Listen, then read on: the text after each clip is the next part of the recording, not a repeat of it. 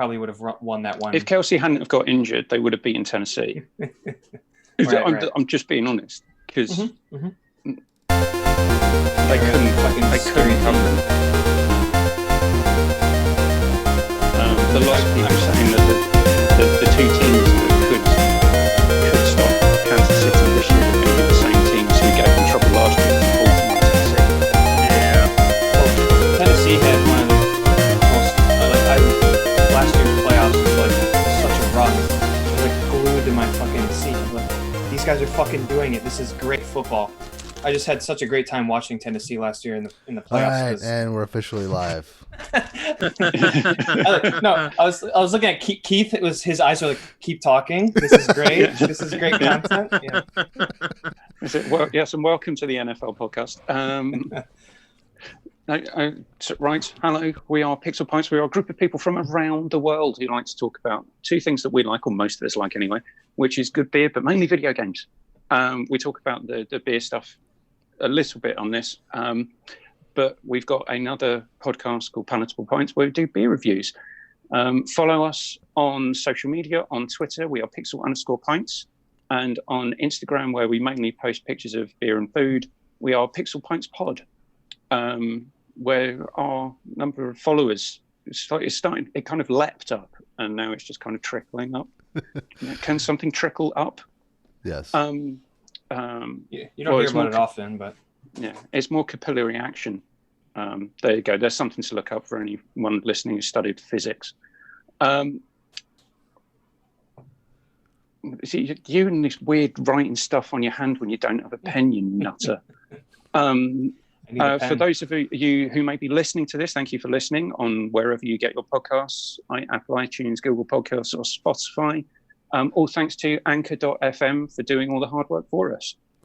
This week, we've got Evan, who's wearing a rather attractive Ultraman t-shirt. Yeah. We've got Julian, who joins us for the first time on Pixel Pints since we changed brand. How's things, Julian? Things have been, relatively speaking, I always got to preface it with, the world's going through madness right now, but relatively speaking, things have been good. Busy, but good. And as always, doing the hot desky stuff, we have Malcolm. So, Morris, how are you? I'm doing good. And that's a bit of an inside joke for anyone on the Discord server. If you'd like to join our Discord server, please message Matt or I, and we'll send you an invite. Yeah. First things first, we've got a bit of a head-to-head to get out of the way. Since Matt is terrible at competitiveness, we're just going to do a very quick head-to-head. I've got a list of the top-selling PS4 exclusive titles. Okay. Now, all of these games have sold over 1 million copies, so it doesn't include recent releases like the excellent Ghost of Tsushima. Have I mentioned you can pet a fox in that game? 10 out of 10. So starting, the rules are, we'll keep going until one of you gets one wrong, then that person is out. So take it in turns. And then you knock yourself out by getting an incorrect answer, and the other person continues as much as they like or until they get one wrong. I think you have a lot of faith in me, Keith, because I could just get the first one wrong and that's it. Well, I'm hoping that's what I was thinking about myself on this. So it's not a huge list. It is exclusive games, so it doesn't include things like GTA 5. It doesn't include Call of Duty. Right. It is exclusive PlayStation games. Okay. So I arbitrarily flipped a coin earlier, and Evan is going first. Thank God. So, Evan, name a game, a PS4 exclusive that has received over 1 million copies sold. Spider-Man. Spider-Man is on the list. Matt. I have to do the same. Yeah, so Ratchet and Clank.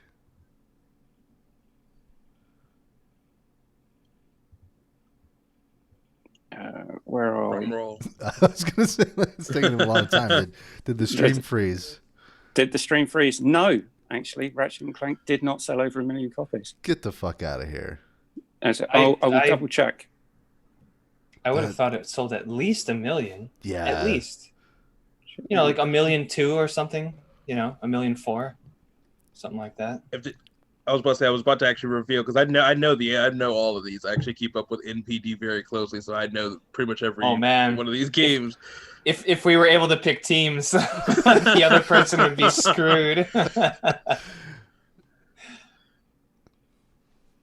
Yeah, now that I'm thinking about it, I don't remember. Ratchet and Clank is on the list. I'm terribly sorry, okay. Matt. Okay, Morris, jeez. I do apologise. Evan, go. The beer I was going to introduce. Okay, you might. That was a sneak peek. The Last of Us 2. Last of Us Part 2 is on the list. So we're just going. Since We're just going back and forth on exclusives. Yep, back and forth. So Matt, Infamous. What is it? Oh, that's a good one. Infamous Second Son is on the list. Sold 1.3 million. I figure by now it's sold at least that. Yeah, Sure, that's a good one. There's some it's easy ones and there's some hard ones. There's some ones you wouldn't expect, and there's a bunch that you would figure. Evan, Horizon Zero Dawn. 10 million. So yes, that's definitely on the list. Matt, Killzone Shadowfall is on the list. Oh, Matt's man. coming out with all the obscure ones in the hope that he takes all of those out before Evan can actually get there. Actually, I you haven't might have caught me. I'm leaving myself down. I haven't changed my title. Right, Evan.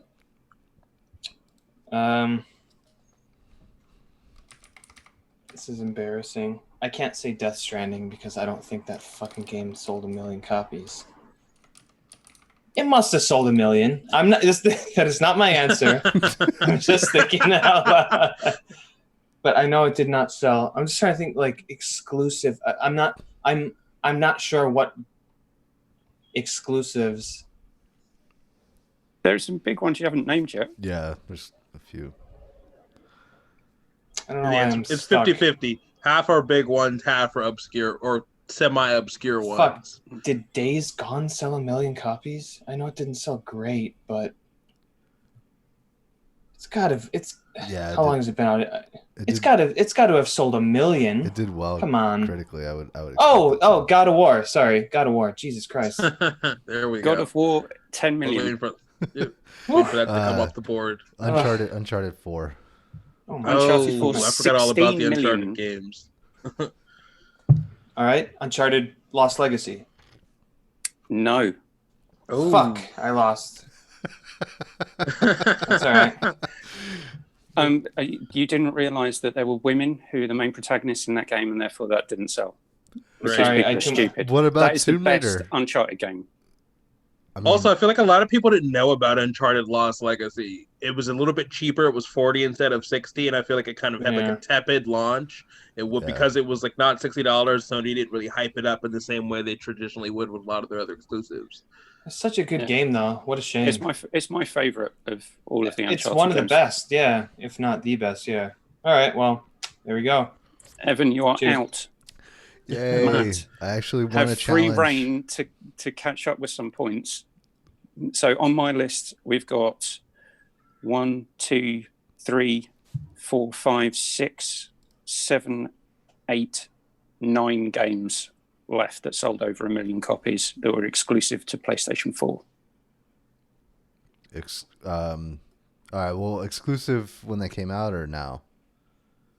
On launch. Okay. So I can think of a couple. The David Cage games. He's had a couple on PS4, hasn't he? Was Detroit exclusive on PlayStation 4 It was. for a while? Was until just recently. That sold at least 1 million, Yeah. right? So your Detroit Become Human Yeah, that'd be another one. is on the list. Right, keep going. That That is game a did very fucking- well. Gran Turismo. That game outsold Tomb Raider. That's the thing, again, like a lot of people don't realize. Like, oh yeah, it's only on one platform. A lot of the Sony exclusives have been outselling multi-plats. Outselling Wow. Hitman, outselling Tomb Raider. there's more hype on PlayStation than all the other platforms combined. Sure. Yeah. I mean, like, so that whole timed exclusive thing makes sense. That's a fucking shame though, because Matt, I heard you say Gran Turismo. Yeah. Oh, Is on the list. I forgot all about. Yeah, I wouldn't have thought of that. Which one. is, I forgot about that 8 one. million copies. It's apparently not a very good Whoa. game, but oh, was it Gran Turismo Sport or Yeah. something like Yeah, that? Gran Yeah. Turismo Sport. Yep. 8 million? Holy shit! 8 I million heard bad copies. things about that. Right. Let's keep going. Matt, Bloodborne. Bloodborne 2 million. Oh, I forgot about that one. Yeah. So that's another one. Keep going. I'm out after that. I don't know what other games there are. I don't feel bad about losing because he had like 2 more than that I didn't think of, so I would have lost anyways. He had 2 under his belt. Just right. What? And does anyone want to have a guess before I? So one I guess. was like, do I count? I can think of one off the top of my Oh head. yeah. Right, Go, no, Julie, Days Mike, Gone. Days Gone did sell over 1 million copies. Should have Days went with Gone that is over Lost one. Legacy. Let's see. Probably if it would be close, but maybe Hellblade. One of the Yakuza games, at least.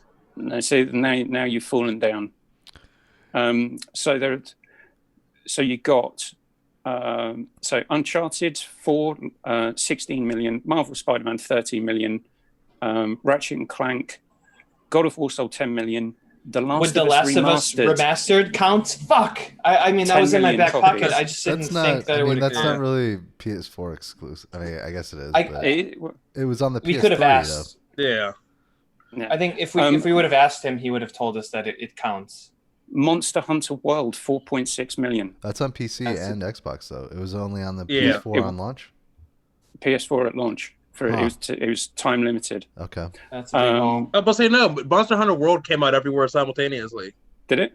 Yeah. Okay, well, screw that game then. I'm never playing. It's got. But that's the thing is most people, because the franchise is associated with PlayStation and Nintendo handheld, most people didn't even realize there was an X. So I think it sold about 1 million on Xbox, but a lot of people don't realize it came to Xbox because previously they never came to Xbox. Including me. Drive Club. Oh wow, yeah. Drive Club sold over 1 million copies. Wow. That just made me think of that PlayStation launch commercial. Oh, it's such a perfect day. Like, yeah, that was a really good ad. So everyone's favorite PlayStation 4 mascot, Knack. No way. Over 1 million copies? Yeah, it was a launch game. People needed stuff to play. I could see it. 2 million copies that sold. Jesus. Limited options is worth a lot of money. Oh, remember for the Switch, Bomberman R sold a shit ton because there's nothing else for people to buy in the Switch. Yeah, that makes sense. And then the last one was Neo. Oh, yeah, I forgot all about Neo. I would have never got that. Neo, PlayStation, yeah. All right. Well, you live and you learn. Congratulations, Matt. Thanks. You would have beat me 3 times over because I was like completely. I had to pull God of War, one of the best, most notable games of the last 10 years, like completely out there. I was not going to win that. So Matt got 14 points and Evan got 8 points. Nice. What kind That's of not fucking bad, comedy though. is this? I don't know. The points don't matter. It's true. It's very true. Well, they do because you've nearly caught up. So Evan is on 30, and you were on 12, so you're now on 26. Okay. Oh, you jumped, closing in. So you're bringing it back, and all because you didn't half-ass it. You just pulled it out your ass like you normally do. Yeah, like that Newcastle answer. I'll never forget it. Right, so we're going to quickly do a roundup of what beers we might have been drinking this week. Oh, and if anyone disagrees with me, I seriously don't care. If anyone wants to Google stuff online and say that only sold 1,976,000 copies, I do not care. Fair enough. So quickly do a roundup of beers that we might want to talk about. I'll start with myself, which is the Green King Icebreaker Pale Ale, which is actually brewed by their apprentice brewers. And as I said to the guys before we started, this is the hoppy equivalent of working in a fishmonger's and someone whacking you around the face with a trout. It absolutely packs a punch. On my 0 to 5 scale, this is definitely a 4. Nice. Oh wow. Okay. High praise.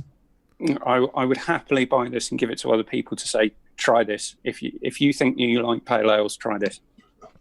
Really good. I'll do a fuller review on our Instagram page. Yeah. Evan, Well, how's that water that you're drinking? Pretty good. It's natural mineral Yeah, I don't water. really care. Move on. It is Suntory. Yeah, come on, for relaxing times, right? Come on now. So my Her Majesty brought a omiyage for me. Omiyage is just like a small gift from this kind of posh new hotel that opened up a couple blocks away. This can here, the name of the beer, yeah, well, the name of the beer is What Does the Fox Say? So I think they're a bit behind with that stupid song that came out Right. like 4 years ago. So, sorry, it's What Does the Fox Say IPA with Kevik? I don't know. It's a type of, I can't read this can. Anyways, it's hazy, like, look at that. There's like no fucking difference between me putting my hand back there. It is hazy as shit. It smells, you get like, it's hoppy, it's citrusy, it's got like, oh, this really smells like it very, very fruity. So you think there's going to be a lot of flavor there. Oh, it is disgusting. I'm sorry. Like, I'm glad that you bought this for me. It's terrible. Here, try it. It, like, oh my God. There's some marketing executive for the company flipping over a table right now, like, hey! It's like, it tastes like bitter dust. There's something about it. Bitter dust. The aroma is non-existent in the flavor itself. Oh, it tastes like dust. Like, that's all I can say. I love the authenticity and shock in the response. You just can't script that kind of stuff. No, I really appreciate you buying that for me. Seriously. You know, this all goes back to never Bug get any Snacks. gift ever again, are you? Right. It's good for the show, so I appreciate you thinking about me when you purchased this, but it's not very good. I'll get you back. Don't worry. Also, the can is very cool, so that counts for something. Yeah, I mean, the can is neat. I'm just so surprised that the aroma and the taste is so different. But yeah, this is a miss for me. All the work went into the illustration. Apparently so. I like how instead of ALC for alcohol, it says ALK for wherever this is from. Sweden. Well, it's a Swedish beer. Oh, wow. Were they producing the Ubisoft conference because they just needed to be so different? And we need to do something different, but we're just going to swap a C to a K. Well done. Editorializing again. Sorry. Matt, did you want to mention anything? No, I just had my regular Tenaya Creek beers last night. Good for you, buddy. Yeah. I'm just trying to remember the guy's name. Right, so we are here to do a quick précis of Julian. I cut you off because I know you're not a big beer drinker. So, no, funny enough, I was actually going to buy Blue Moon yesterday. I was going to buy some cans of it. And I was like, I went to my guy. He's like, oh yeah, we're out. We've been getting shorted lately. So they're like coming up missing on a lot of stuff, and they're trying to like figure out like where like the leak is happening, where all their missing product is. So I like, and in my attempt to buy beer last night, I unfoiled like a whole like mysterious missing beer plot. So I was like, figure of the day, I try to buy beer for the podcast, of course. Of course. Yeah. Finally. So we are going to talk about the Ubisoft Forward and Devolver Digital events. But first, I'd just like to say I'm thoroughly enjoying Ghost of Tsushima. You can pat a fox 10 out of 10. Thank you. Not that fox. No. Evan, do you want to give any more information on Tsushima. It's I'm like you said, Keith. I'm quite disappointed that there's no the lip Japanese sync. VO. Yeah, because like whatever, play however you want. This is all a personal taste, but playing a game that's about Japan in the 13th century, I kind of like almost feel like I need to play it in Japanese. But I mean, of course, it's personal taste, but like I can get over the lip syncing. It's just a bit of a disappointment that I think the thing that surprised me is when I asked you, since you are in Japan and you bought the Japanese release version, that as if it would be different, right? Yeah. I thought that they would prioritize the Japanese voiceover and lip syncing for the Japanese release version. But no, they've prioritized the English language version, which makes no sense. Nope. Almost America is king. It's almost like they just figured it was going to sell more in America. So, I mean, they're probably right about that, but it's like potentially the content you're using is from this territory. It's a strange omission, even if it's targeted at the U.S. The other thing too, like I think people would forgive it if the English. I think people would forgive it. I'm just going to talk over you because you're Morris and you made fun of my name on Discord. People would forgive it if it was produced by Naughty Dog or Rockstar. People are pointing fingers at this game because it's Sucker Punch. One thing that I would say is if this had had the same team working on it, I think there are a few little things that would be a bit more refined. So some of the animation of the horse isn't quite so good. Obviously, it's not Red Dead Redemption 2 level, but I'm not expecting shrinking horse testicles in my samurai game. But then things like you say that, but it's the best horse controls I've probably had in a video game ever. It is really easy just to sprint, and the horse isn't just going to run headlong into a log and you go flying off and suddenly injure yourself. If there's a small piece of geometry that you can't see sticking up from the ground, it's not going to abruptly stop. Yeah. And like knock you off. It's like the game knows it's like no one cares about that shit. Just gamify that part of it. Exactly. The bamboo, just let me like weave through it. It's going to clip. I don't care. I don't want to be stopped by bamboo. The music's playing, the sun is shining. Like just gamify that section of it, and I'm glad that they did that. Sorry. Yeah, the ocean doesn't look quite as nice as it could be, but it's just really, really minor niggly things that I think if it were any other studio, or not necessarily any other studio, but if it was a number of other studios that people just kneel down and worship at the altar of, I think everyone would be giving this game high 9s rather than high 8s. Yeah. I don't know. Julian or Matt, have you guys played it? I have not yet. No. I don't have a PlayStation yet, so it's like my original plan was like, I'll just get a PlayStation 4, preferably a Pro, during the summer right before it comes out. And then, of course, I couldn't have anticipated, there's a pandemic and game consoles are sold out everywhere. Yeah, so not yet. It sucks. It might be a PS5. I might play it actually on the PS5 at this point. The way console availability is looking. Sure. Maybe they improve things at that point. I think Keith, I'm with you there. Like I'm really enjoying the game now. It is an open world game, but just the fact that the setting is 13th century Japan is enough for me to overlook some of like the more like rote stuff that are in these games, like whatever the textures that they've put over in open world game that you might kind of get bored with. It's like, no, this is cool. I haven't been here for a long time. When's the last game I've played that's in feudal Japan or 13th century Japan? So I quite like how you pick up side quests. But barring my two most enjoyable moments, which is petting a fox and the standoffs. Oh my god, they're never going to get dull. It's cool. They are so cool. Yeah. How you get the side missions is they're rumors that have been spread around the island. So you go into a fishing village and they said, we heard that the Mongols were sacking the sake brewery. So you do could you go and see if it's actually happening, and if so, could you do something? And then it will just appear on your map as an icon. But if you hadn't have gone and had that conversation with the person at the fishing village, you never would have known about it.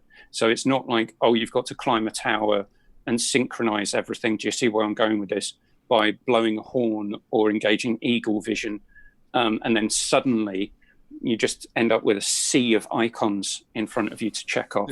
The Ubisoft approach. Yeah. There is an interaction there that you could miss if you weren't exploring. Nice. I would be interested to hear what the devs had to say about what their design philosophy was in this, and how much, if any, and I'm saying if any just because I don't know, and I'm convinced that they did, but how much they looked at Breath of the Wild and took some things about that game where, like, oh, instead of making the tower show you all the icons, you stand in the tower and you use the height and the vision to make your own markers, and like, okay, let's make some more of this traversal and exploration stuff a bit more natural in the world without having icons everywhere. And I'm sure that stuff will come out at some point. Maybe Danny O'Dwyer will do a no clip video about how they designed that open world. But the art design is really impressive. It's very, very beautiful. Absolutely taken back by the art design.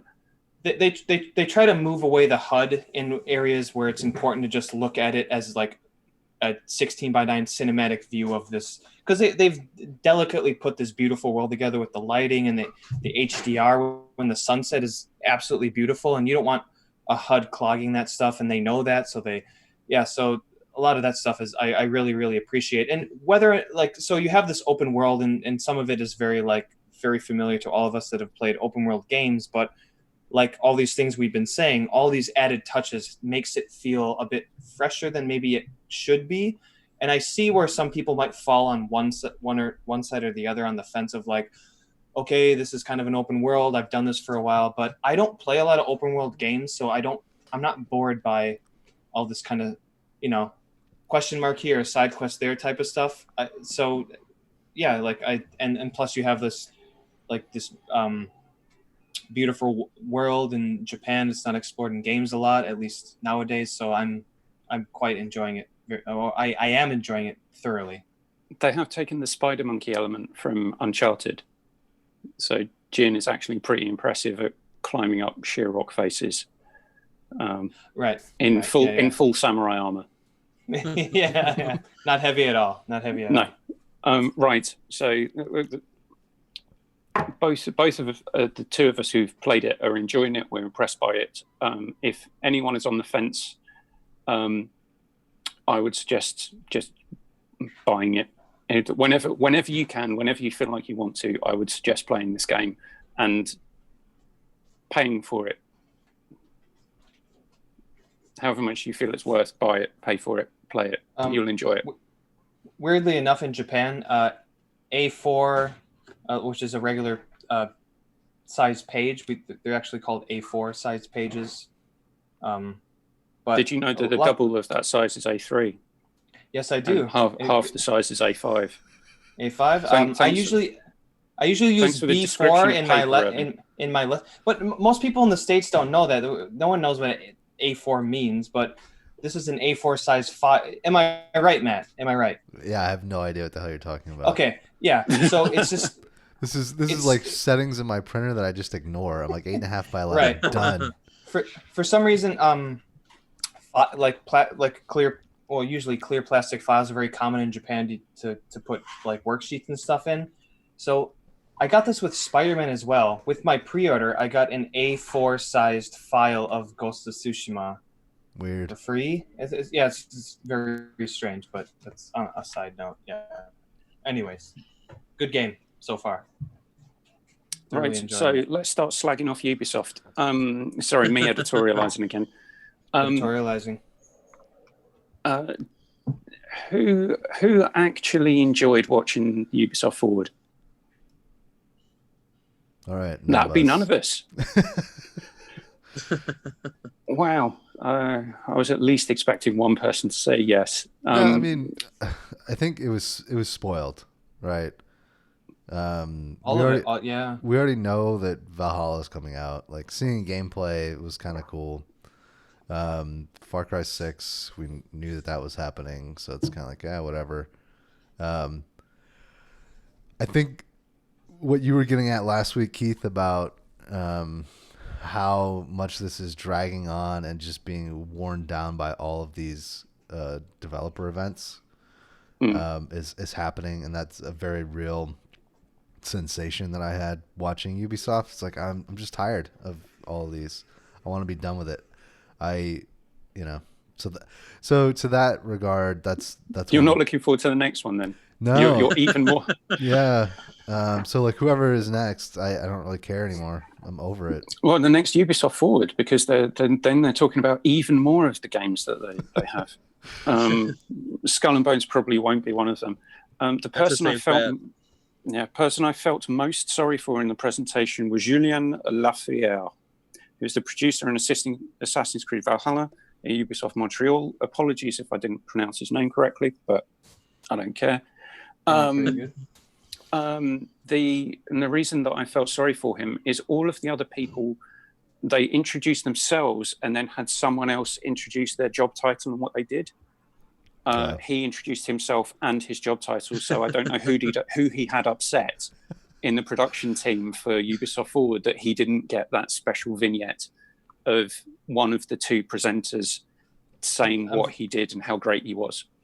I'm surprised and impressed that you spotted that inconsistency, because I doubt anyone else did. I'm a pedantic bastard. How have you not realised that? Julian, what are your thoughts on it? Since you've come on specifically to air your views on both events. I mean, honestly, take your time. Even taking the leaks out of it, like even if Far Cry 6 doesn't leak, even if some of the Assassin's Creed stuff doesn't leak, I could just objectively say it wouldn't have really did anything for me. And a lot of it is because I get it. They use this show to kind of focus on like their tentpole stuff, their AAA games that are the best sellers, and the next one will likely focus on the more experimental, the obscure, the VR stuff, the stuff that's years away, which is beyond good and evil too. But it's like when I looked at the games they showed, the one I would have been the most interested to see gameplay for would have been Far Cry 6. But at the same time, it's like it's kind of the reality Ubisoft has put themselves in, similar to a lot of other big publishers. You've done a lot of sequels to these games at this point. So feature creep and creative creep, you've kind of done what you can do with these brands. So you can improve little things on the periphery, but it's like at this point, regardless of whether or not I see gameplay for an Assassin's Creed or Far Cry, I pretty much know what those games are going to be. You've done enough with them at this point that you can't really deviate from it too much because you've established what those things are. So, I was happy to see, who the villain is for Far Cry 6, but I was also kind of disappointed because by going in this direction, I know, and I've seen even in the marketing they've shown since then, this is them trying to cash in on and kind of like attach themselves to some of the Breaking Bad hype. And I've seen that in the headlines, like, oh, Breaking Bad villain in Far Cry 6. That's precisely why they do it. That's what they were shooting for after this, is like all these people that don't care about video games. Exactly. See, oh, Gus is in a video game? Like, that type of headline. So I love Juan Carlo Esposito. I actually have mentioned this on Twitter. I'm actually named after his character from School Days. My parents saw it in theaters and loved it so much that that's where my name comes from. So are you serious? Yes. Wow. So I have a special relationship with that actor for the reason because I'm named after one of his characters because he's such a prolific actor. But at the same time, I was disappointed because that was also a signal to me that this is the first non-original villain they're coming. And even though he's technically written as an original character, like I said, they're trying to cash in on the hype of the actor, the hype of the roles he's done in the past. That is 100% true, yeah. So it's like this is the first time they're not going to have an original villain in a Far Cry game. So it's like that. Even that, I was also kind of disappointed, but it's like I get it. This is them trying to reach a bigger audience, sell to more people. The last Far Cry game is the best-selling game in the series, so this is kind of what you have to do. Was it?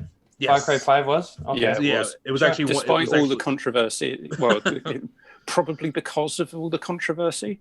Maybe, yeah. So it was actually like the second or third best-selling game of 2018 or 2019, whatever year that came out. So it sold very, very well. So it's like now, as a publicly traded company, your mandate is, well, you have to beat that number. So you don't beat that number with an original villain. You beat that number with Juan Carlo Esposito, the famous villain from Breaking Bad, who was Gus. So, even when I saw get that one guy from Breaking Bad. Yeah, exactly. Yeah. So yeah, that's expensive. So it's like they would only be going this route if they saw it as an opportunity to reach a much bigger audience of people who don't play video games or don't play video games often. Mm-hmm. So on that front, I was a little bit disappointed, but then just also, like I said, just the games that they showed, just kind of where Ubisoft as a company is at right now. What was your take on the trailer itself? The trailer was cool. The trailer was really cool. But it's like just like they talked about on Game Face, a lot of like the symbolism, the ideological stuff that's in that trailer probably is not going to be in the game. But at the same time, for the trailer itself, it was very cool. But I also kind of echo the sentiment of the Giant Bomb guys when it's like, it very much has like the air of like prestige television. Like that's clearly what they're going for with the game, and it's very clearly what they were going for with the trailer. Like very like serious and thematic. I felt nothing. I don't think that's me as a person because I'm normally quite a sentimental bastard, alongside being pedantic. But I think I don't know if it's my lack of affinity with the franchise, but I just watched it and thought, this is just another cinematic trailer. I know I can see what you're trying to make me feel, but exactly. I don't feel any of those things. It's funny. Like I've never been into Watch Dogs. Like that series has not appealed to me at all. But what you were saying, Julian, about feature and creative creep, it's interesting that Clint Hawking is working on Legion because he's known as the Far Cry 2 guy, and for creating a lot of the systems that have made that franchise huge. So I'm curious to see if the recruitment systems in Legion and some of the stuff that's going to be mechanically in that game are going to be just as influential on the rest of the industry and Ubisoft in general because of I want to know if there's a Watch Dogs Legion or a DedSec HR department. If you're recruiting all of these people, what's the benefits package like? Is there? Well, I'm hoping that there's life insurance cover. I'll say there definitely is not. They are freelancers. They are not official companies of DedSec. They are not official employees of DedSec. They are independent contractors. There are no benefits.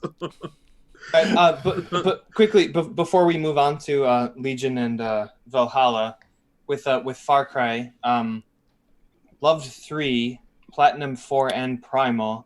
Stayed away from 5 because do you guys remember the teaser trailers they showed for that were like super eerie?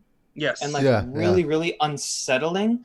Yeah. I thought they were taking like a super serious tone with the series with those trailers. It was like a guy running through a field and then like a shot rang out and it echoed through the mountains type of thing. I'm like, okay, they're taking this like really creepy, serious tone with this, almost like horror movie like tone. Exactly.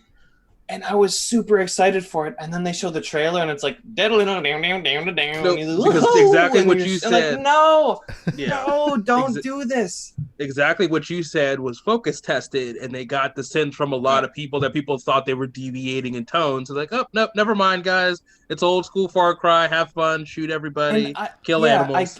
I get the idea of like opening this world out. Throw C4 at bears. Because if you get that glitch, it's going to be the only way you can kill them. But like we were saying with the Ubisoft formula, it's like, okay, we've seen Far Cry 3 and Far Cry 4. They're they're shifting the tone for it, and that's making it feel fresh again. And then they didn't, and that's disappointed me so much. Same. I didn't play that game or New Dawn, but with all of these games, and this is a through line for me with Watch Dogs and Assassin's Creed and Far Cry, I haven't played those games in years. So, like, regardless of how we don't really know much about Far Cry 6, it's been years since I played a Far Cry game, so I'm kind of ready to jump back in, regardless of whether it's fresh or not. Like, I don't know. So, I don't like most of you. I don't like CG trailers. It doesn't show me gameplay. It doesn't show me what I'm actually doing in the game. It sets the tone and the atmosphere, but I want to see gameplay type of thing. But yeah, I want to see more. I'm probably going to play this game. I might just jump over. You've just contradicted yourself a bit. Sorry, Evan. Did I? me being pedantic and pointing that out. Please explain. Welcome to Pedantic Pints with me. That name is not going to sell, by the way. Right. Because we were saying that they flipped on the initial screenshots that they showed for Far Cry 5 were very you quite like the tone, and then they showed you the next cinematic trailer and it had gone all kind of hillbilly. It's like playground, just cause, like do whatever the fuck you want type of stuff. Yeah. So then what's to say that the tone that they've set in this trailer they're not going to do the same? Fair enough. Yeah. I mean, regardless of whether or not, like, okay, I haven't played the game for 3 years, so I'm ready to jump in. Yeah, I guess that is something that I need to at least think about, where I don't, at this point, they haven't shown me that they're going to change it up. So should I? Yeah, and I kind of agree with what Matt was saying on the last episode of Game Face, which is why bother showing gameplay when people are just going to pick it apart and then try and sue you for false advertising. I sometimes really like to associate myself with being a gamer, and then there are certain times where I really want to distance myself from the phrase. Yeah, and it's that kind of behavior. I'm going to sue you because in a trailer a puddle looked better than it does in the actual game. Get the fuck over yourselves. I mean, The Witcher 3, the game ended up being like groundbreaking, so it's been forgotten now, but there was a huge campaign with petitions with people like like that was insane. But so, there's okay, so there's a phrase that I was told came from Japanese culture, which is business culture, so Evan can tell me if this exists or not, which is fix the problem, not the blame. Sure, I'm not familiar with it, but obviously I didn't say it in Japanese, so maybe it doesn't have the same resonance. But I like that as a mantra. But it's a solid one, yeah. On that as a specific issue of we're going to show you gameplay, but then the gameplay doesn't actually look like the gameplay that you play in the game that you're playing. There's two people who have that problem. So the problem is the people presenting it, and then there's the problem of the people receiving it. And exactly. Both sides need to realize that you're part of the problem. Yeah. So don't show people something that's not representative, or say this is our vision for what you could do on a ultra settings on a high-end PC. So manage people's expectations. Right, I think that's enough of that. I've got more maxims if we want to talk about them. Evan, you're an English teacher. Do you know what a maxim is? A maxim? No, I don't. It's just a statement. So fix the problem, not the blame, is a maxim. So I'll send you the dictionary definition later so you can tell your English students. So I'm really sorry I'm picking on you. I should be picking on Matt for taking the piss out of my name. You should really just get on Twitter and talk shit to Seth MacFarlane. I'm sure that he's the one. No, don't worry. I will tell my students, but.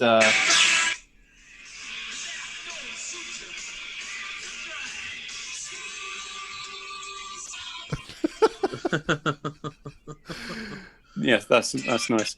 All right, I'm officially off for a month, so I'll tell them when I get back, but it's going to be a while. Nice. Yeah, and you might have forgotten by then. So, moving on to Watch Dogs Legion, I didn't like the CG / live action trailer that they showed. Yeah, I thought it was fine, but like, don't show this super highly detailed CG, mini movie, and then show the game. It's like, oh, that's not what it looks like. It immediately made me look at the game and think, oh, this doesn't look as good as what they just showed. The graphics aren't as good. Well, so it's exactly what Keith was saying though about managing the message, managing expectations. Yeah, they totally came out and said like, this is just a movie that was put together for you know. It's like, see, I mean, it's not one of these. It's like, here and then oh, that's right. This game does not look like this type I of mean, thing. I would never expect it to look like that anyway. Right, absolutely not. But it is one of those things. It just in your It's brain jarring. you see that. Yeah, you see that, and then you see the game. You're like, okay, yeah, that's right. We're talking about PlayStation 4 here. The character in the trailer reminded me of Octane from Apex Legends. Okay. How he was moving and how he always had his face right up close to the camera. And he couldn't stop moving the whole entire time. And so that was a bit weird. The accents in the trailer, I'm really worried that everyone who's not a granny or not from another country in London is gonna be a proper Cockney white boy, mate, innit? I'm really concerned. It was what's the like the not Albion, the kind of Big Brother company. It was like the lead of the drug trade and the human trafficking. She seemed like kind of a big stereotype with her accent. Oh yeah, she's like probably she could be a character from EastEnders, mate, innit? Yeah. You know what I mean? It just seems weird that they choose that, knowing that people from around the world play these games and are going to say that this is inauthentic. I don't understand. And the really funny thing is, I watched a couple of videos about I think it was GameSpot. I watched one of theirs, and then I managed to get about 10 minutes into it before getting fed up with the two fucking numpties who were talking about it. And there's one thing that I'm going to put the auto drive on because I'm not going to get used to driving on the wrong side of the road. How do you think I've felt playing every GTA since they came out? To be fair, most of the world, other than you guys in Japan, drive on the right side of the road. And Australia and New Zealand and Fiji. oh wow. Let me count the ways. Do I need two hands? Anyway, sorry. So, but it's pretty fucking simple. You just drive on the. I don't know how that's going to be such a big deal. One thing that I did like from seeing that footage is they've taken something that I liked from Sleeping Dogs. So the road markers. I like the fact that when they show when you're turning, it shows the sharpness of the turn in the steepness of the bank. It's just really subtle, but I really like that. Yeah, I like that too. So yeah, the fact that they showed a bit more story was good for me because I've said for the last however many times we talked about it, I'm more interested in the story than the gimmick. One thing that really confused me is why Albion have set up in the Tower of London with loads of computer screens and everything around, because that's probably one of the worst places you can try and get internet in London. But yeah, I'm going to stop talking. And Matt and or Julian, what's your feelings after watching the showing of Watch Dogs Legion? Julian? I think the thing I would say is I like the tech. It's very cool. It's very cool they're doubling down on, hey, you can just be anybody. But the concern I have, and this is a concern I have with a lot of like Ubisoft tentpole game, and I've kind of realized this over the years, so it's like I'm not like harping on it, but it's a thing I've realized. They're not great with story. And a part of the reason is because, again, like Assassin's Creed, which was the most narrative-heavy franchise they had, they killed off Desmond because they needed to keep putting games out every year. So if you had this tied to a central character, it makes it more difficult for you to do that. So their thing is they're not really great with narrative. Their thing is like, we're going to give you these big open spaces, these sandboxes you can go crazy in. So with that in mind, I'm concerned about Watch Dogs Legion because it's like the idea of you being able to be anybody and them having their own set day and family and story is very cool, but it's like I want to kind of see how it all ties together and if it feels grounded in something. Like concept is very cool, but it's like it's one of those things that we're not going to realize until it's out. I need to see how grounded it is in terms of like, okay, I'm switching to this granny, I'm switching to this soccer bro, and it's like it feels like I'm connected to a story. Is it skin deep? Exactly. And also, do I feel connected to those individual characters or to the overarching story you're telling? Yeah. I'm sorry for all the West Ham fans out there who've been stereotyped as drunken football hooligans. I have a complaint about that. What fucking football hooligan knows how to do a Superman punch? Like, There's no fucking way. What They're construction? so dumb. What construction? They know how to worker- kick police officers in the back. So is that maybe something they could Fair weave enough. in? I mean, Yeah. let's just forget all of this I mean, shit. what construction worker is gonna jump on his hoverboard and then beat somebody up with a wrench? Like The one who really looks like you, mate. right? Yeah. Just saying, did you get in a mocap studio somewhere for that one? You got me. Yeah, there's always this, Particularly like, the animation of you going for a piss outside in totally open air. What was that your artistic interpretation, or was that directorial led? It was actually done in a proper lavatory, but They just they took it out a of green context. screen toilet. Yeah.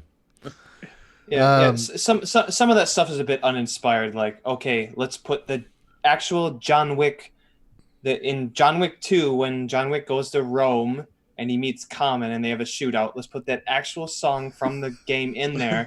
Like, hey, guess what? You know this song. Hey, like, it's a bit uninspired, but I guess they got their point across. I guess, I think this will probably be the first game in the series that I maybe pick up. Fair. And I'm like I said, I'm interested in the mechanics. Right. I like the gimmick is good. I think it's a good gimmick. I'll probably play enough and to unlock enough of the city and enough of the stuff in the game just to mess around like I do in GTA. Right. And then That's what they want you to do. And then I'll be done I with the game. want to know how much of London they've actually got in, because London's a pretty fucking big place. I don't know. That's another good. It looked that pretty is a big good, on the map. Good question. Yeah. So it's interesting because can I drive from Whitehall to Wimbledon? Maybe. Because if I can, I'm going to try and do it. Yeah.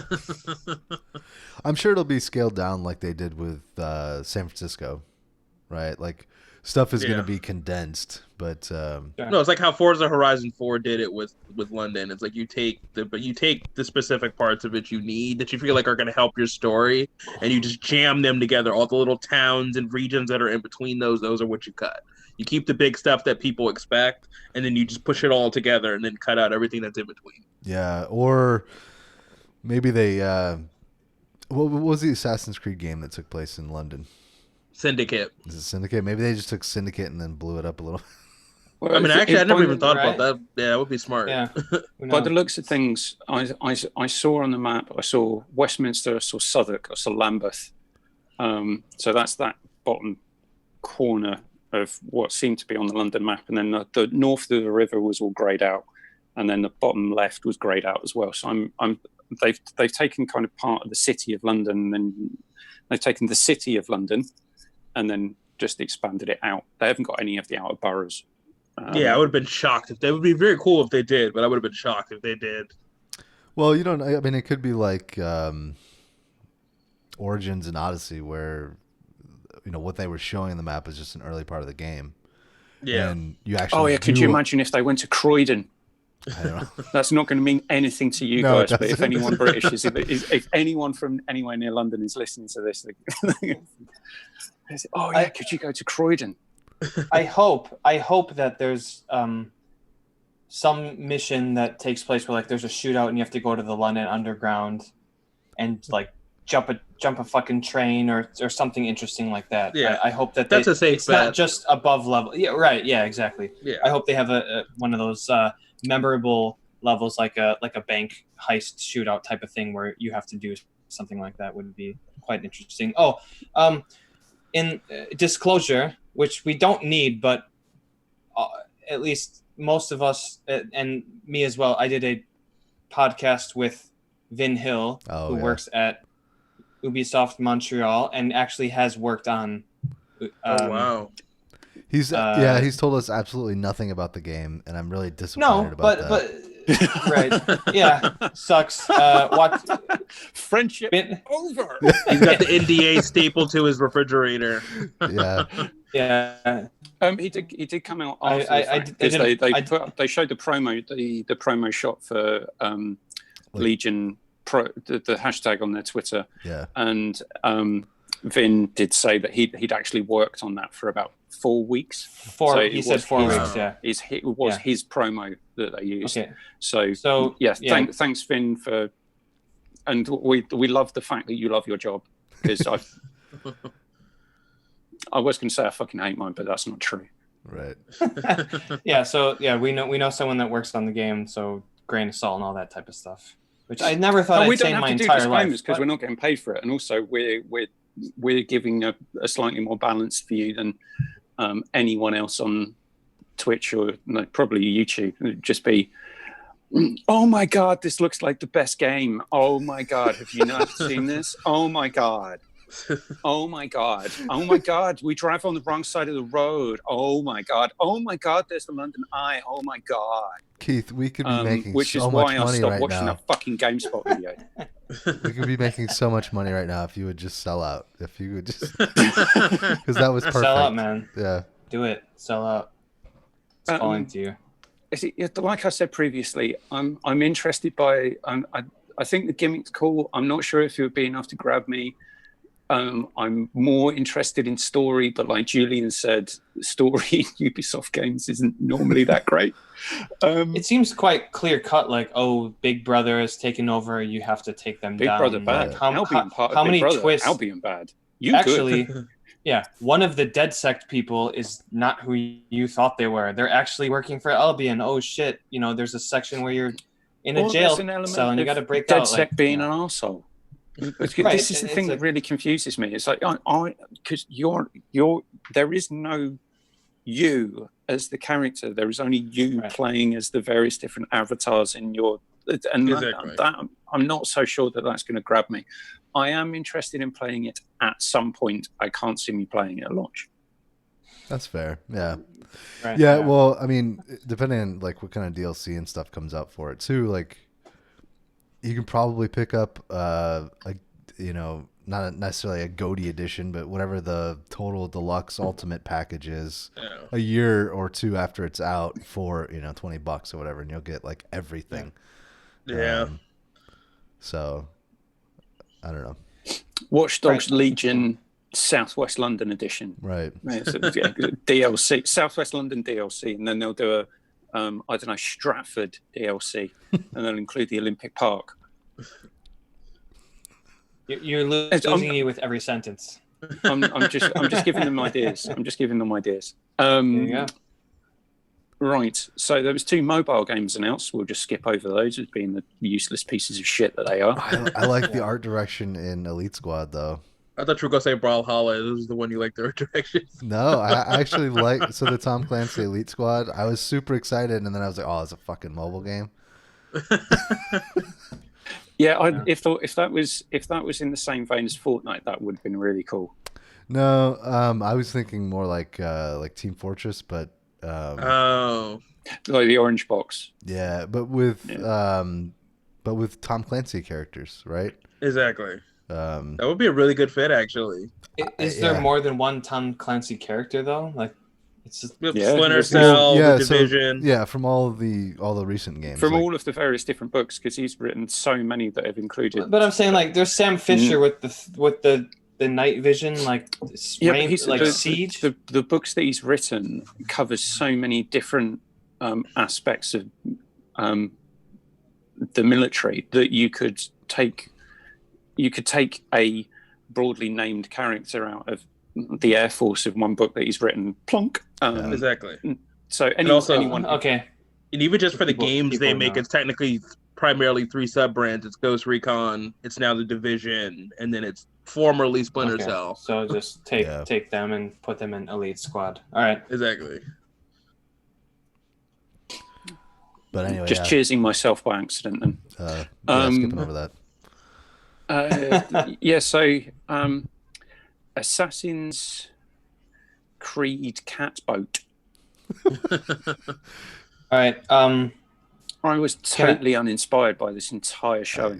I felt really sorry for Julien Ferrari or whatever for not getting his little vignette. So I don't know who got upset. But yeah, Assassin's Creed hasn't been a franchise that I've ever been interested in. I tried playing 3 and then I realized that it was just English voice actor murder simulator. It's the wrong one. Yeah. That was the wrong one to get into, though. I was about to say you picked the worst possible one to try it with. Like Black Flag or Origins. Accept your history. That's the first step, isn't it? Isn't what all those meetings are about? Just accept it and then move on. Well, just accept that everyone who could have sounded anything like me should have been murdered in that game. Well, when you put it that way, I got nothing to say. Even if I put on my Scottish accent, I still would have been worth murdering. Because there was no Scottish people who actually probably stood up against the English during the. Anyway, that's a totally different subject. But earlier on, when Julian said they killed off Desmond, I was going to say they killed off Desmond, and then really realised I don't give a shit. Most people didn't either.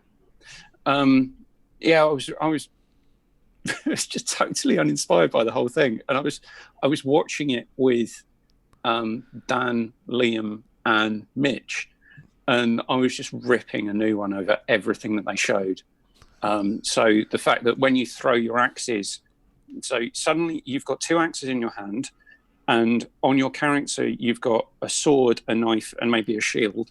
So you throw 4 axes, of which you were holding 2, and then the axes magically reappear in your hands again. So I know they're going for a slightly mystical vibe. Historically accurate. What are you talking about? Yeah. But I was saying that they could have done something like, if you've got axes and you throw it, I don't know, because there's never been a game where you've thrown an axe and then suddenly you don't have that axe anymore, and you've got to fight people without the axe, and then say you could go over and pick up the axe. I don't know. There's never been a video game that's done that. There's never been a game that's done that ever. No. Yeah. The closest thing would be Vega in Street Fighter, when you like him with the claw, him without the claw. No. Julian, I like these deep cuts. That was That's what we're here for. Yeah. Let's get it, Vega. Deep cuts, claw. Get it? You can break his mask. Holy shit! Yeah. The other thing that I thought was hilarious is the dog jumping sideways. You know what? I'm sick and tired of dogs dying in video games. God damn it! In Valhalla. Oh, Evan, when my wife and I went to the shops earlier on, I was so glad because there was a blind man and he was being helped by a dog that saw with his eyes. So I was just really pleased that... You might call it a seeing eye dog. I don't know if you knew that. I'm so pleased that dogs see with their eyes. It's quite amazing the way they see with their eyes. I'm sick of it. Walking around Valhalla, killing dogs and wolves, right? And then someone's hinting at a little carrot on the stick there with a boat full of cats. Yeah, you know what? I hope you can fucking throw a fire arrow into that boat and burn all those cats and sink it. I'm sick of all these fucking dogs getting murdered in games. I just killed a dog in Ghost of Tsushima. So did I. I knew that you were going to bring this up. It's ridiculous. I killed at least 12 in probably my entire playthrough of The Last of Us. Stray, you play as this cat. I hope to God that this game Stray pulls a Last of Us where in the first 5 minutes the cat dies. And actually you play as a dog for the rest of the game. That would be the best thing ever. I'm sick of all this fucking dog killing. Well, it's 2020 is a shit show as it is. I don't need to see dogs dying in every single game that I'm trying to play. I'm sick of it. The phrase "raining cats and dogs" actually does come from Norse mythology, because you can look it up. So they believe that different animal spirits were responsible for different potential earthile. Yeah, let's go with it. And then meteorological phenomena. So spirits of dogs were, I can't remember which way around it is, but spirits of dogs were responsible for thunder and cats were responsible for lightning. So if there was thunder and lightning, it was raining cats and dogs. All right. Mr. McWomp, the Quizmaster. Ever the Quizmaster. That doesn't, oh fuck, I just spilled water everywhere. That doesn't solve my problem of dogs dying in video games. I'm sick of it. Sake of Well, it. you can't get attack cats.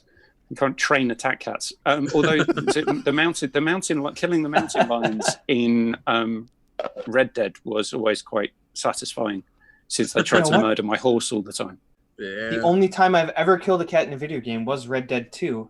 And you know what? I got docked off of my good versus evil fucking meter for killing the cat. But that was a domestic cat. Right, enough of this bollocks. Sorry. Evan, you and I need to stop talking and allow Matt and Julian to give their thoughts on Assassin's Creed Boring. So I think Editorializing. I've mentioned probably in a previous Beer Umvrit, I don't really find the Norse mythology setting to be all that interesting. I'm surprised. You just strike me as someone that would just generally be interested in it. But Yeah, white guy with a I don't like beard. that. You got like Norse Yeah. mythology. I was gonna say, if you do look like the kind of person who would go for that kind of thing. But it's not. It's just not fascinating to me. Like I don't really care. With the exception of the current run of Thor, I don't really care about that stuff. So it's just not.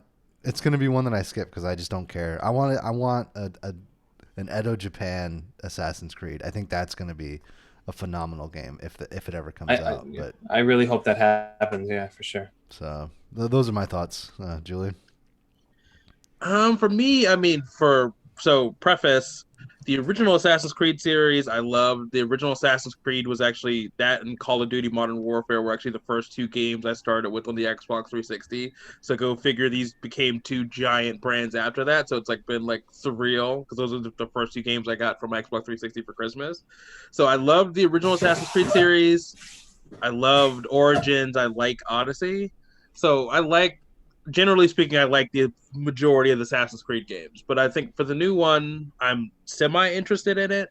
But it's like overall, it's like, yeah, like to Matt's point, it's like the setting is like it's not the most interesting, but I get it. Realistically, it's a setting that's very pliable for the gameplay systems they want to focus on. So just like Egypt, just like, Greece for Odyssey, it's a setting that allows them to, all this tech they've built up for having lots of people on boats and naval warfare. Any setting they're picking has to match with all these gameplay systems they've built up over the years. So they can differentiate a little bit, but by and large, it's like the systems they've been building over years. This facilitates that perfectly. It's like a bunch of people running off of a boat and then having big armed conflicts on sandbars, naval combat, and naval navigation. Yeah. It's like it fits in with the template of things they've been building towards for really since Black Flag.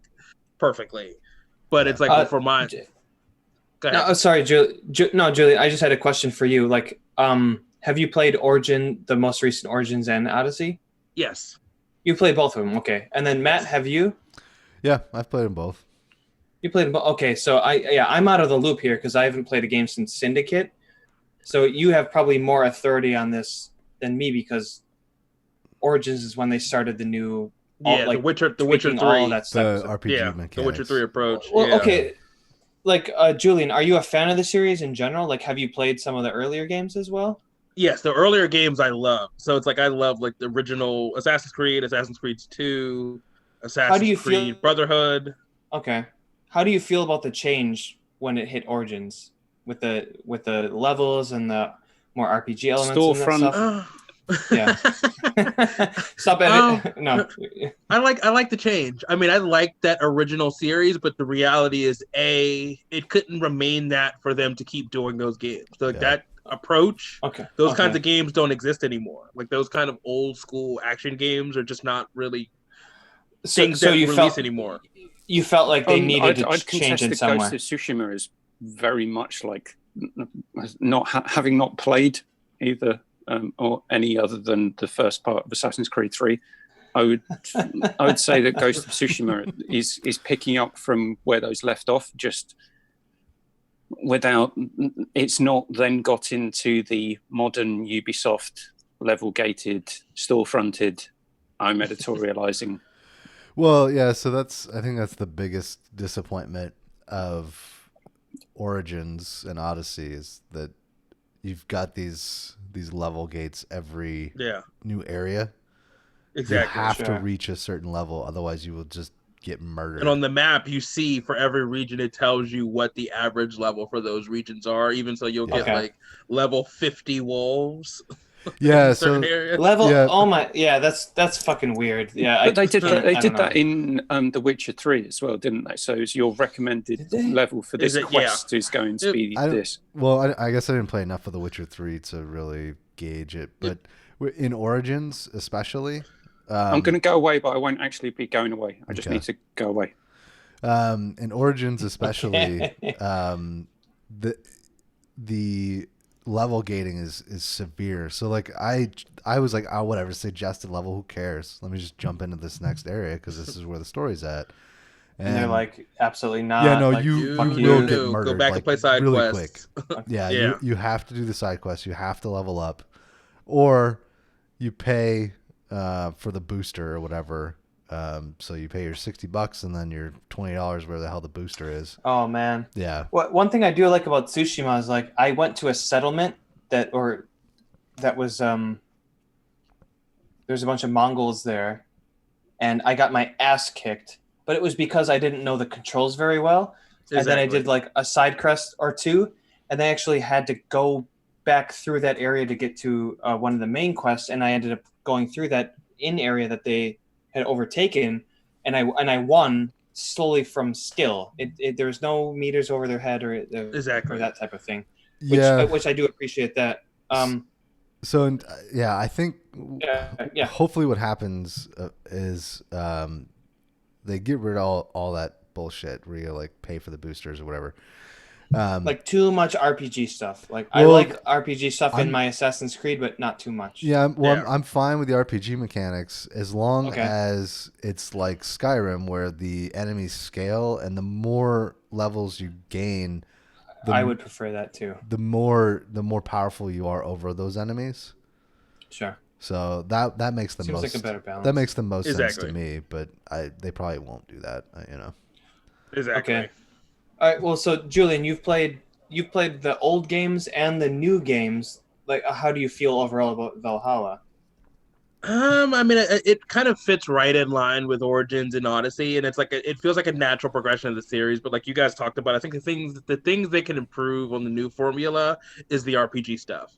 I think either making it optional or making it not so pervasive. So, like I said, like you're going into an area and everybody is significantly higher level than you, let it scale. That makes it much easier for people. So it's like what happens when you do level gating, it de-incentivizes people to want to go explore the world, because then you're worried about, again, level 50 wolves killing you. So it's like it is counterproductive. It's the level 50 wolves revenge for all of the deaths of dogs in all of the video games. Yeah, could be. I guess so. Like good and bad. Yeah, that just you saying that just like level 50 wolves. Okay, sure. I mean, I ran into this in Assassin's Creed Origins. It's like I went into an area like a desert to go to a cave, and all the wolves, there was like a pack of wolves that were significantly higher level than me, and I just ended up having to run away from them. I know exactly. I couldn't do any damage. Yeah, I know exactly what you're talking about. Yep. It's like I got just you. Picking up on differences between what I saw from the footage of Valhalla and Ghost of Tsushima. I prefer the camera positioning in Valhalla. I find the camera position a bit further out. Is just that bit too close to give you. So if you're being attacked by 3 or 4 Mongols all from different directions, you want that camera just to be about a meter further back, so it gives you that extra area of perspective, but not as far back it is in Valhalla. So I think kind of the perfect balance would be for the Commander Shepard drawback distance for that third person. Yeah, which is always goes back to Mass Effect too. Everything goes back to Mass Effect, as it should. Yeah. The other thing about Tsushima that I think I mentioned on the Discord is being able to remap the buttons. That would be the thing that I'd like to do. Yeah. Because having to move the camera and then take your finger off the thumbstick to fight. Yeah. You particularly more... I don't want to have to play claw. So that would be helpful. So if that's something that you could do in Valhalla, that may be interesting, but I'm never going to play the fucking game because I'm totally uninspired by anything that they've shown or spoken about. Even though that it is set in mainly England, I know Shanghai Dan's very excited about it because part of the places that you can visit is in Lincolnshire, and he's living in Lincolnshire at the moment. He gets to invade his home territory, is what you're saying. Yeah. So there's some real quirky stuff in there that just made me think this is weird. Like how the character stands slightly on the edge of the boat, hanging to the back, perched in a really odd position. You couldn't do that for a crossing of the North Sea, for fuck's sake. The fact that dogs jump sideways. So it's like they were doing. Suddenly they've taken the Duke move out of Madden, as Mitch was saying when we were talking about it. So they've given the dogs a Duke move. I don't know if anyone's watched the dog for any length of time, but dogs cannot physically just jump sideways in a perfect kind of over motion. They're not anatomically set up to do that. Yeah, and the character models look very plastic to me. I think they do in all Ubisoft games, though. Yeah, It's the engine that they use. It was one of those things, like, regardless of, it was like Valhalla and Legion. I'm like, this is not next gen. Well, it's the same with the shadows on them, and that it's the same. It's not a break. It doesn't break the deal, but still. No, it's the same with the crew. I'm much more and... interested in Legion than I am Valhalla. Yeah. And this is coming from me, so this is from a low point. I am a country mile more interested in Legion than I am Valhalla. Actually, that's a good question to pose to everyone. Like, yeah, so you're more Mick Womble, you're more for Legion than for Valhalla. Absolutely. Okay, Matt, how about yourself? Yeah, definitely. I'm really interested to see what the mechanics are like in that game for sure.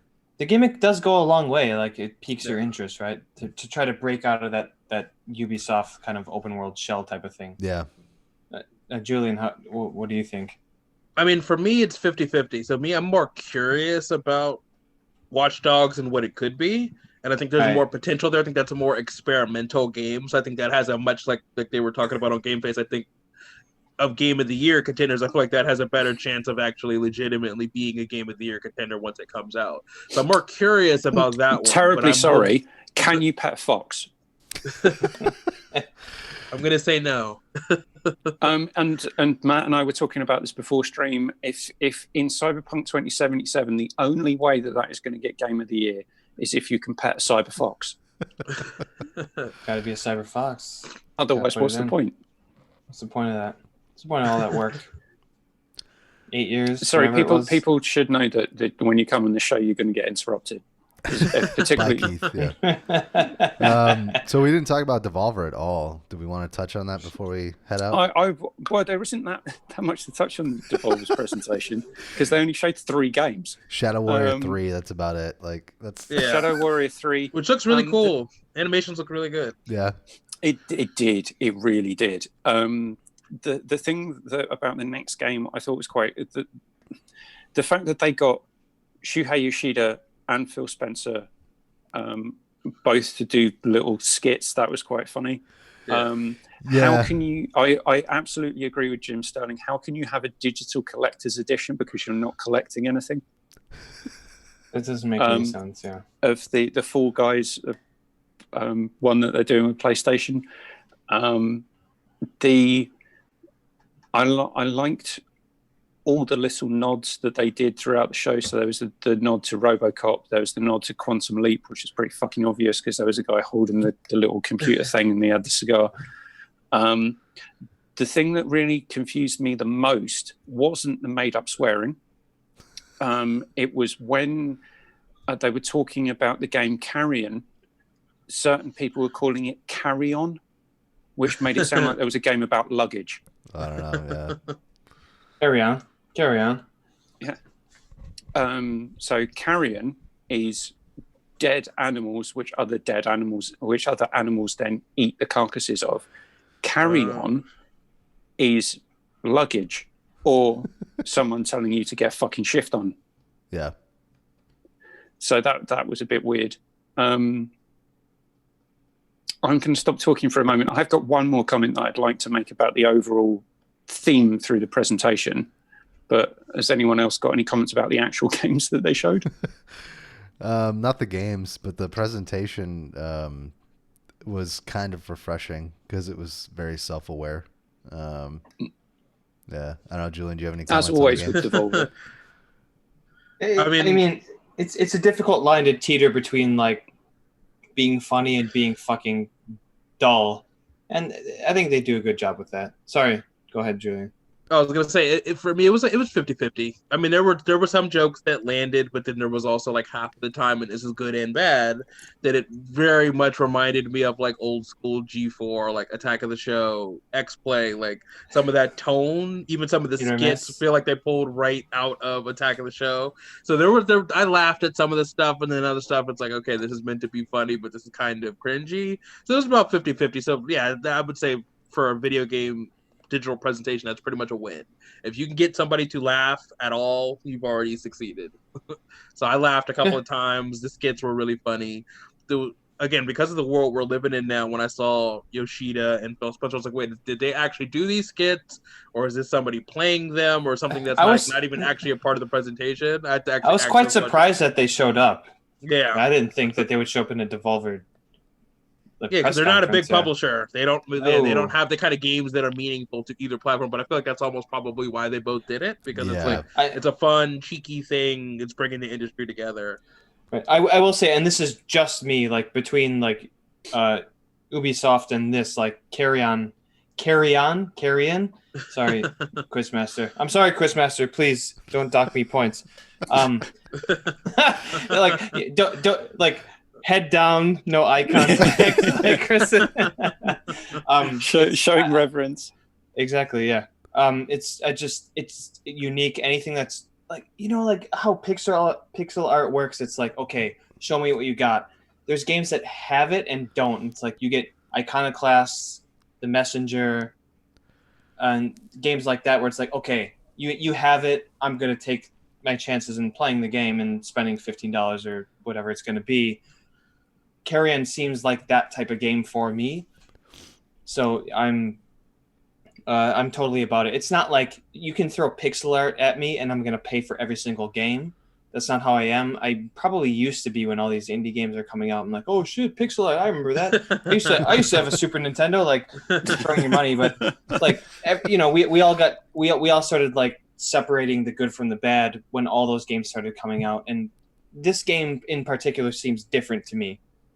So I hope it's good. I really hope it's good, and that's my a game big missing takeaway for me, which I'm really, really excited about, which is Weird West, which they're because I like Arcane Studios. They're publishing, but it wasn't at the show.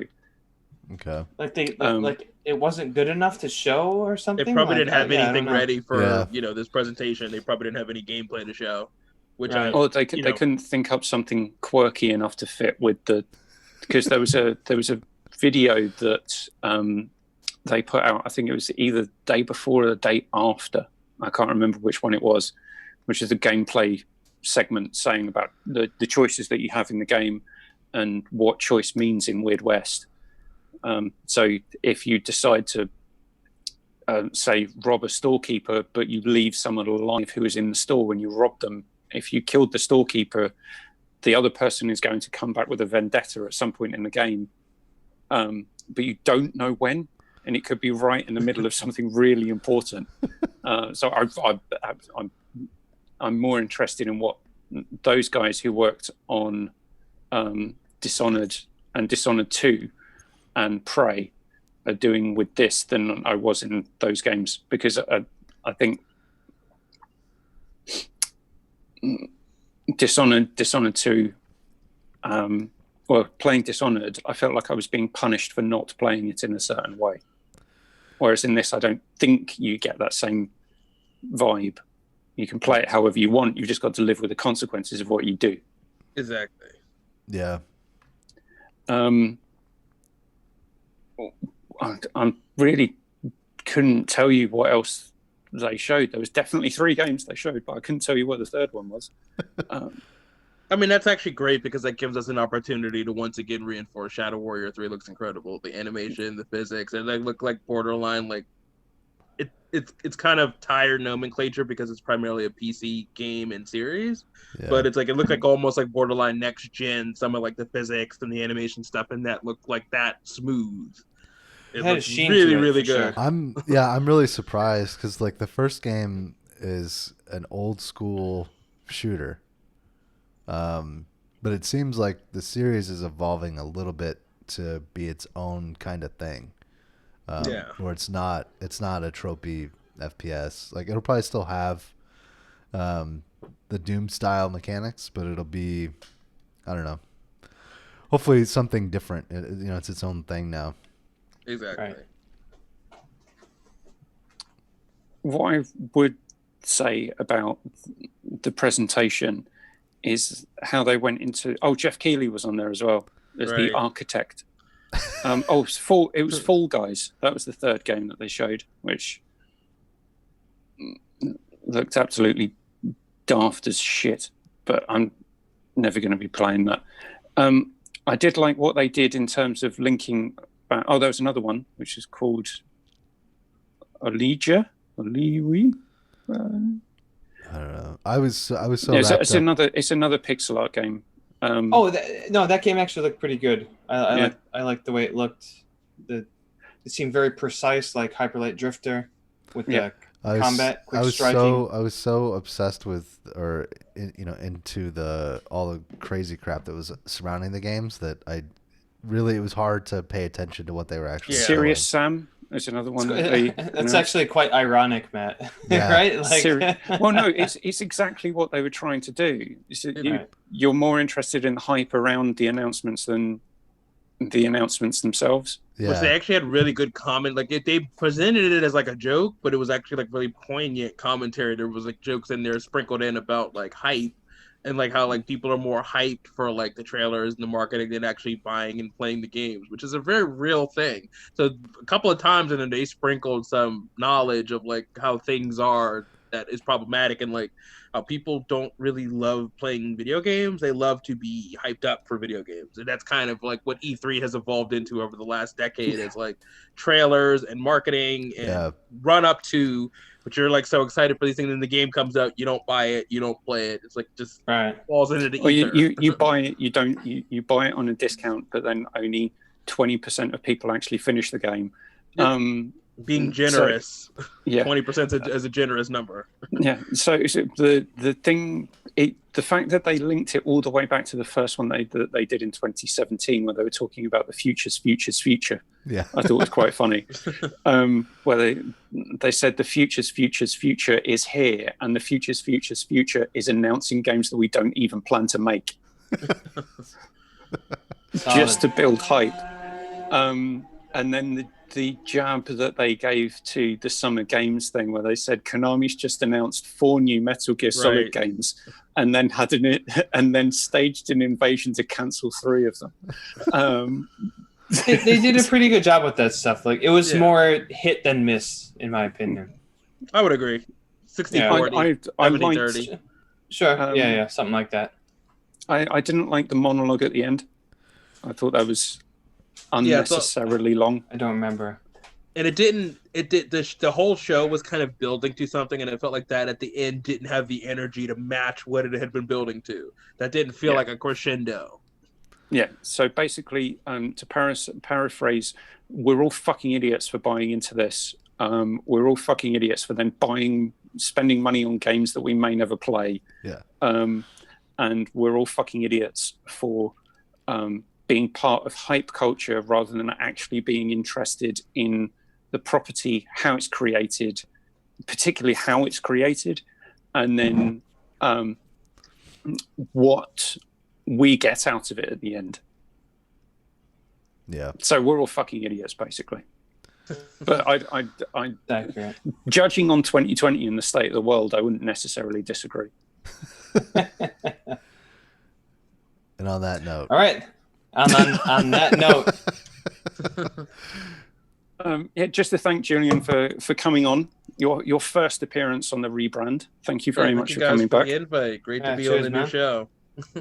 We can go back to talking about the NFL after Matt kills the stream. All right, well, I'm 'Cause he doesn't care. definitely going to kill the stream if you start playing.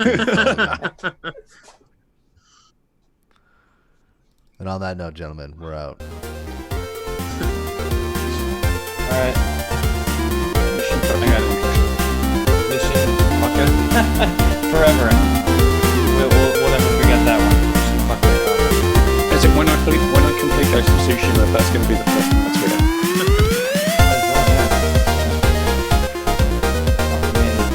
Alright, guys, I gotta go to bed. What is it, 1 o'clock in the morning?